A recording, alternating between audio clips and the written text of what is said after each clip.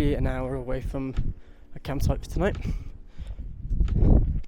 and you can see in the distance the G1, G2.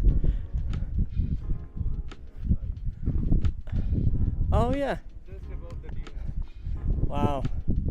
So we're not too far. You can see the Gora 2 campsite just above the dunes on the left. And then if you look at the mountain ranges in the distance, K2 will be visible around that corner from there. So that will be the day.